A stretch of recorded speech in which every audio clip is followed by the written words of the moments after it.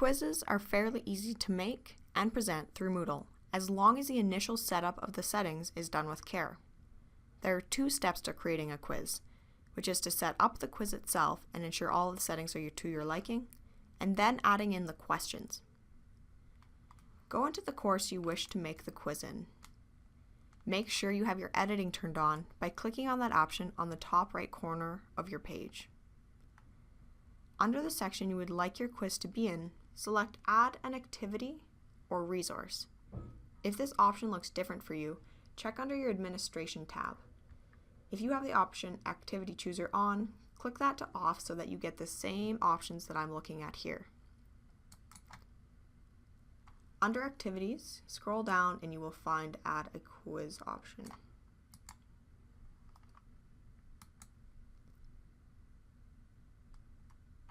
Go ahead and give your quiz a name, as well as a description if you would like.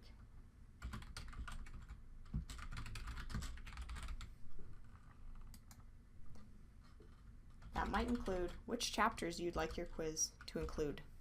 If you want students to see that, click on the display description on the course page. Go ahead and drop down the Expand All option on the top right corner so that it opens all the settings that we need to go through. Timing has to do with when you want students to have the quiz accessible. Before the quiz time that you set opens, students will not be able to view any questions. When the closing time passes, students will no longer be able to start the quiz. Answers they submit after this time will be saved, but they will not be marked. You can also set a time limit if you do not want students to have unlimited time to take the quiz. The quiz will automatically submit when the timer is up, no matter where the student is at in the quiz. However, you can take this one step deeper and set up a grace period for students with a few different options. Under Grade, if you have any grade categories, now is the time to select that. Otherwise, this is where you decide how many attempts you would like to allow your students. If you're looking to make it more of a study guide than a test, you may want to give them multiple chances and have the questions shuffled, so it's different each time. If you give students multiple opportunities, make sure you select how you would like that to get marked. There are 4 options available for you to do that, depending on your preference. I'm going to select Average Grade, and it will take those 4 attempts, if that's how many they do, and average that out. Under Layout is where you can select to shuffle the questions you will be adding, which makes the quizzes different for each student. This is a good option if you are giving the quiz in class, especially if students are sitting close together. For a new page, we suggest not going over 5 questions per page, so students can avoid having to scroll and getting lost on their devices. Moving on to question behavior, you can select if you want parts of a question, such as in the multiple choice options, to be shuffled randomly.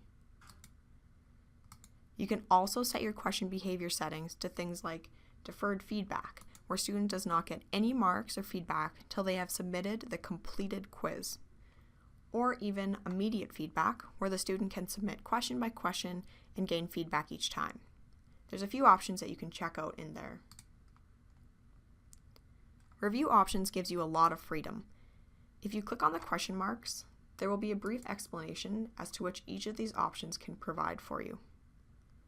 Once you read through each of these, you can decide where you want that option to take place, such as if you want to give a student specific feedback immediately after an attempt, or if you want that feedback to be provided after the quiz is closed.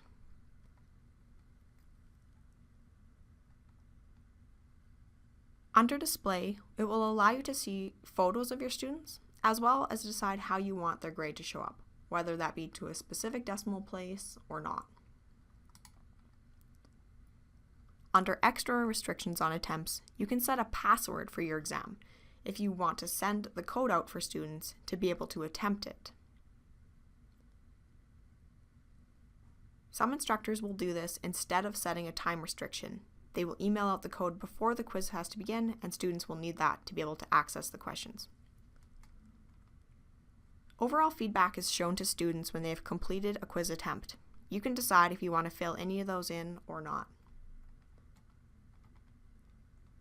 Under Common Module Settings is where you can hide the quiz, much like closing the eye on it. So you can see it, but your students cannot.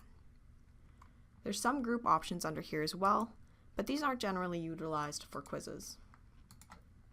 Lastly is Restrict Access. These settings can only be implemented if you enable them. And here you can set specific dates for the quiz to be accessed on and set grade conditions for your students. After you are done each of these steps, you can save that quiz and begin to add questions to it. So it'll tell you that no questions have been added yet, and you can go ahead and edit quiz. This will let you begin to add in questions from your question bank, which you have either already created or need to do so now. See our video on making questions and question banks to get a better idea on how to do those things. I'm going to select one of my question banks and bring over a few questions for you to see.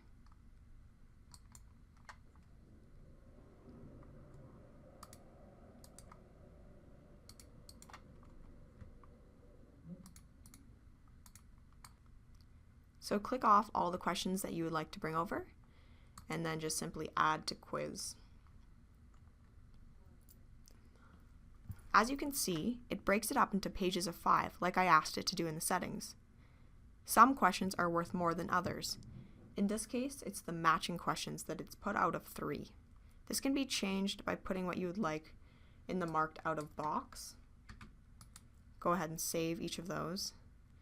And ensure that the total marks and the maximum grade are to your preference, so that it will grade correctly.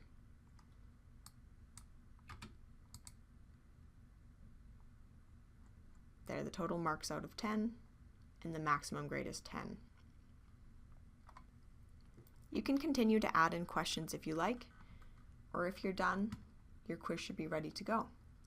We'll go back to the course page, scroll down, and there's our tester quiz that we created, showing us that chapters 2 to 4 will be covered.